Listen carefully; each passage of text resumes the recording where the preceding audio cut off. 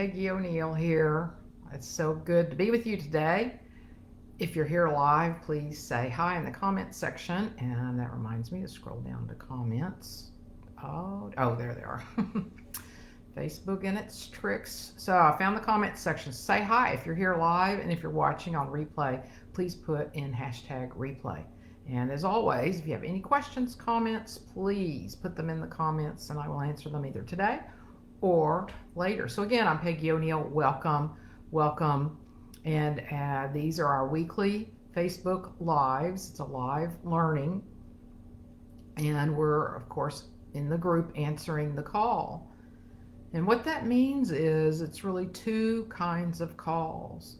One is that most of us have some sort of sense that there's something missing in life, something else that's possible. Maybe we're very successful, and yet, why aren't I happier than I am? Or maybe there's something else I'm supposed to do. I just know it. That sort of call. And so then that first level of call, I'll put it that way, is because we're seeking to know who we truly are, our essential nature. And the call is actually coming from ourselves. Our essential nature of love, peace, and happiness is inviting us to come home to ourselves. And then the second call is then once we know our essential nature, then of course we want to live and express it in our unique way. That's part of the invitation of being human is, and now how do I want to express who I truly am in the world? So that's what we're doing here in answering the call. Welcome. Today's topic is love more today than I did yesterday. Quite a few years ago now, let's see, I guess it was probably about 2010, 11, 12, somewhere in there, so 10 or 12 years ago, I was at a conference, Spirit at Work conference, I think that was the title, in Fayetteville, Arkansas. My dear friend and colleague Judy Neal was executive director of the Tyson Center for Faith and Spirituality in the Workplace at the Walton Business Center at the University of Arkansas. Quite a name, title. And I was one of the coaches on that, involved in that department, and sometimes was one of the speaker, not a big speaker, but like a workshop leader at these events. So anyway, so I was at one of these conferences, and this man, J. Robert, probably he was from Canada, so J. Robert Ouimet was his name, and he was one of the speakers. He was quite a successful businessman in Canada, and just the heart of gold kind of person, just the sweetest man. When I saw him, he was already older. Yeah, I think older than I am. I was already older. He's no longer alive, but I was blessed to hear him, and you just feel the love that he was. He happened to have known Mother Teresa a bit. That Corey met her a couple of times at least, and corresponded with her, and was influenced by her, and asked for advice from her. So it was a very religious man, but also very loving and committed to the well-being of people. Sue, yeah, I'm so glad you're here. Oh, I'm shifting in and out. I finally found out that that's Facebook.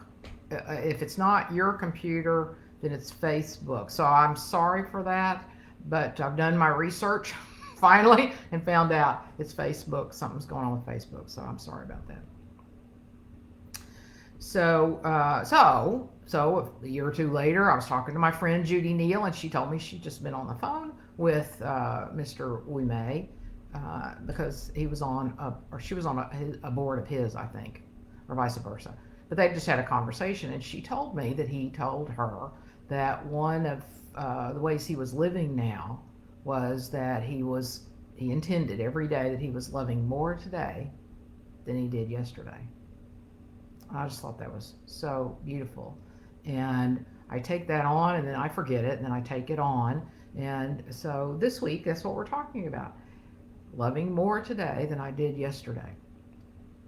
Isn't that a beautiful idea to remember every day? I'm going to love more today than I did yesterday.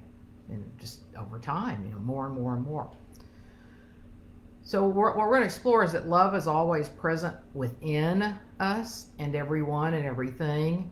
How to be love even when the egoic you doesn't really want you to.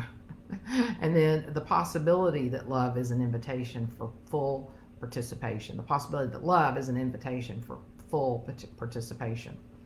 So so what does that mean? Love is always present within you and everyone and everything. Most of us at some point in our lives have fallen in love, or we feel love when we're with a child or a puppy.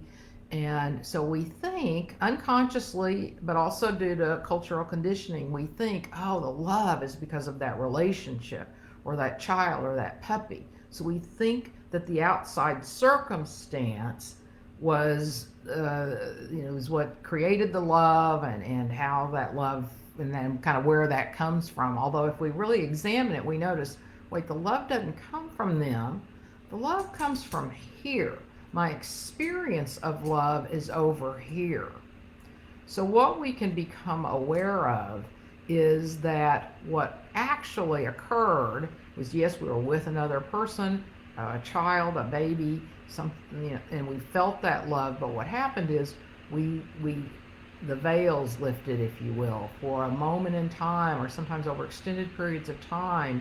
We let our beliefs and our emotions kind of go to the wayside unconsciously, and we open to the love that we actually are all the time. So we think that it had to do with that situation, when really it's always there. We just tend to close it off when the particular circumstances aren't in alignment with what we think are loving circumstances. So the love is actually always who we are. That's our essential nature. We've talked about that a lot, so I won't go into any detail, except to say how you can quickly connect with that and focus on coming back to it as often as you can, is to remind yourself to ask these questions. Am I aware? Like right now, are you aware you're in this session with me? You're on the computer, you're hearing me. Are you aware? Probably you're saying yes. And then notice that you were aware that you were aware. You couldn't have answered yes to that question if you weren't aware that you were aware. Or another way to say that is, you knew that you were aware.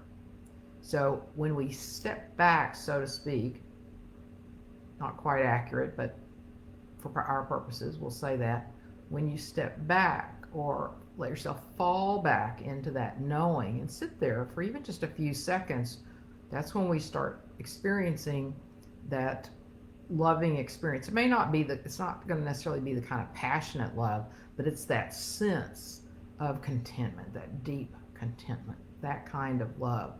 So that's always there. It's always with us. And we can keep returning to it. The reason we don't experience it all the time, again, is because we have what I call veiled it over with thoughts and beliefs and habits and habitual thinking about people, about ourselves, that cover us up, so to speak, keep us away from experiencing this love and sharing love all the time. But it's possible, because that's our essential nature. Okay, so then is the bullet number 2. How to be love when the egoic you doesn't really want to. Okay, so our egoic you, there's nothing wrong with our ego. We want an ego to live in the world and stand up for ourselves. Stand up for ourselves. I don't mean in a kind of confrontational way, but I mean like, move forward in life, live our lives fully. We want to feel strong in our knowing of ourselves. So there's nothing wrong with the ego. But what can happen is that the egoic self will, because it's created to, it thinks, and in the thinking it creates separation. So the egoic self is going to do a lot to keep us separate from other people or other things. It's well intended. It thinks that that's its job. We've let that be its job, and so it keeps us separate. So what do I mean by that? Things like judging ourselves, judging other people, judging other people's behavior. It's good or bad, right or wrong, or we want to be in control. I want to dominate this person, or I know better than this person. Um, let's see. Uh, let's see, what else would it be? So, oh, I like this person. I don't like this person. They're a good person. They're a bad person. Or I'm afraid of this person. Or I'm nervous around this person. All kinds of ways that our egoic self wants to keep us separate and then shuts down the ability to be able to open fully to love. So if you read the article I wrote this week about this subject, I used an example of working with a client the other day, and this person was late, and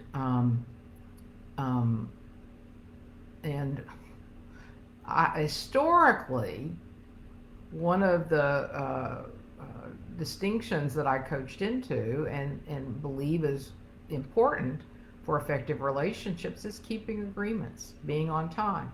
Now, that's a cultural distinction. It's also, yes, in human behavior, if we really love somebody, then we're going to be on time, right? We're going to not require that people wait on us, that sort of thing. So in a natural, loving, caring relationship, we just naturally be on time. We just naturally do the things we say we're going to do. Okay, but we're so indoctrinated in our culture to take ourselves to not know that we're one being and to be that way in relationships. So we just take care of ourselves. And if I want to be late, I'm late. I don't really. A lot of people don't even think about it. So this particular person apparently wasn't thinking about it, and so I had all of this going on. Like, okay, which should I coach around this in my traditional manner, thinking that it's better if somebody's on time for agreements, for business, for relationships, and it's my job as a coach to help them know this about life, and of course I was getting annoyed too because of all those beliefs. Well, this person must not respect me. Well, this person, something else is more important than me, than I. And all these sorts of thoughts were going on, and so my emotions were also getting revved up. And then finally, I thought, how do I know what's best for this human being? Who am I? Who am I? What does it matter to me if this person is late? If I don't have to, if the call doesn't run over what time it would have run, was going to go to anyway. All right, so we finally had the call. I talked myself through all of that, and was actually, because of all the work that we talk about here and in the praxis, all the work of how to work with emotions and be with emotions and settle back into who I truly am. Once I decided I wasn't going to be frustrated and that I wasn't going to be in control of this conversation, I wasn't going to tell her what I thought was important about how to live a life. When I let go of all of that and sunk back in, I started feeling love for this person and appreciation, and was open to what that person wanted to talk about. And it wasn't even on that person's radar, so we talked about something else. We had a lovely conversation and supported this person on what they wanted to focus on, not my agenda. Now, was that the right thing to do? I don't know. But it was definitely from my point of view today, was a more loving thing to do, rather than trying to be in control. My agenda, what I think this person ought to know, and then what's best for their life. I don't know. How do I know what's best? But in that moment, that's the way I decided to engage and let all my egoic thinking, what's right, what's best, let all that go. And we had a wonderful conversation. And then I got an email later thanking me because of the insights they had about what we did talk about. And so if we look at that, then there was an hour long, I schedule a lot of my calls for an hour and a half, and they were 30 minutes late. So it was an hour long conversation of a loving sort of conversation. And so it was delightful, and so that's the kind of experience that we both had, and then we're able to share in our lives and take forward. So to me, that's an example. I mean, you might disagree. You might think a more loving thing would be to have intervened with this person. But that's an example of starting to live from loving more today than I did yesterday, where we start asking the questions in that way and noticing when our ego wants to be in control, because that's what was going on. There wasn't much of a hint of, well, I think this person would love to know this. It wasn't that. It was all egoic. I know best, and I want to be in control here. So so when I let that move aside, then I let my loving self come forward in the conversation and lead in the conversation. But that's how you do it. You just don't listen to the thoughts, and then you can ask yourself, what's more loving? What's the loving? And what's motivating? What's motivating me right now? If it's a motivation of control, protecting myself, anger, any sort of what we call negative emotions, then that's your ego. So that's what you do. You don't let any of that control the conversation. And then the possibility that love is an invitation for full participation. The possibility that love is an invitation for full participation. So a lot of organizations are managed by rules and control and power over top-down management. And what's that based on? Maybe fear, maybe again power. But I think that if we could lead in organizations, families, communities, with the idea that, you know what, if I just love these other people, I'll bet we'd work pretty well together. I'll bet somehow it would be more of an invitation to want to participate and do well. And I'd read an article a while back about a tribe. I don't remember where they were, but and one of the members of the tribe had been living in Western civilization for quite a while, so they were very into everything about the Western civilization and how to work and how to belong in a community. And when he came back to live with the tribe, part of what he was supposed to do was to help tend the fields, because they had they grew their food, and so he was supposed to help in the field, and he didn't do that. He would sit on the edge. And one of the other members of the tribe complained to the chief, this person isn't doing their job. You need to talk to them. They need to contribute here. And the chief just knew and said, well, just let him be for now. We'll just wait and see. And sure enough, after a while, he started participating. Now, that's all that was said in the story. The analysis didn't take place around that story. But from my perspective, it's what I just said and what we're talking about today. The chief allowed him to be where he was. Think about it. Anytime somebody makes you do something, although nobody can make us do anything because we always have a choice. So, but when somebody thinks they can and then they try to force you to do something, what do? We get resentful. We get resistant. We don't want to be ordered around. Why? Because we know we're inherently free. Think about it. We're consciousness. We're all that ever is. We are inherently free. So when someone tries to control us, dominate us, order us around, we're naturally resistant. So he might have succumbed to the orders of the chief and the pressure of the community from that perspective of you need to participate, and he might have done so. But think about how he would have been involved with them, resentful and so on. But instead, by allowing and trusting and loving him as he was, letting him be, he eventually joined in. So if we can let ourselves relax a little bit, not require things to be on our time, to trust in life, trust in people, trust in love. That's what I think. Now, I will admit that if an organization did that, it might have a little chaos for a little bit. But over time, if an organization or a family operated more from that, then I think eventually it'd just be incredible what could happen. Now, with a family, I'm not talking about young children. Yes, young children need to, of course, have some guidance and that sort of thing. So I'm not talking about little kids here, but so I'm talking more adult families. Uh, and then the family would need to think about how to be with this with children. So please don't hear. I'm not saying a free for all for children, but although that might not be so bad. The kids are being so controlled these days. As there are articles out there now, they don't know how to risk. They don't know how to. Critical thinking is gone for a lot of them. So there's some element of letting that go, letting them go, have more space to explore and be out in the world too. But anyway, a little off subject.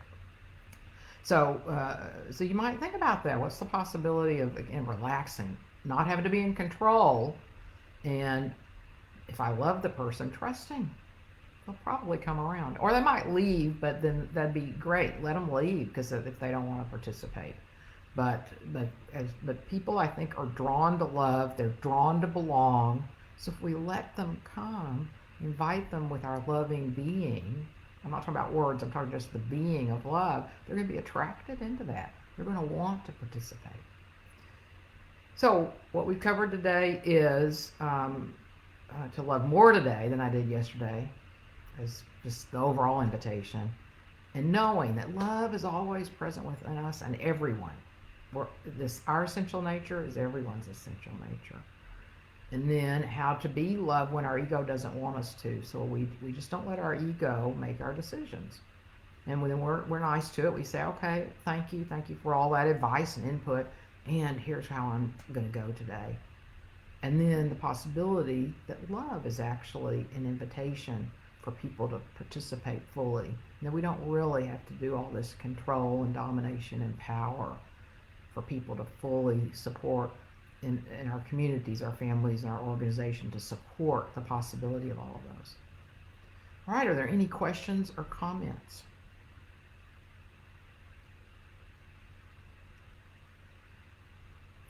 Okay, so thank you so much for being here again. After I shut this down, if you have questions or comments, please put them in the comment section, and I will reply. And as always, thank you for being here. Thank you for answering the call to know who you truly are and live as who you truly are.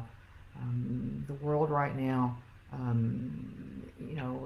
think that's an invitation. Just what's happening in the world, the universe is inviting us to know who we truly are, so that we can bring more expression of love and peace and happiness and freedom and fulfillment in the world. Oh, thank you, Sue. Thank you, Sue. She said just wow if you miss her comment. Thank you. Okay, have a great rest of your day.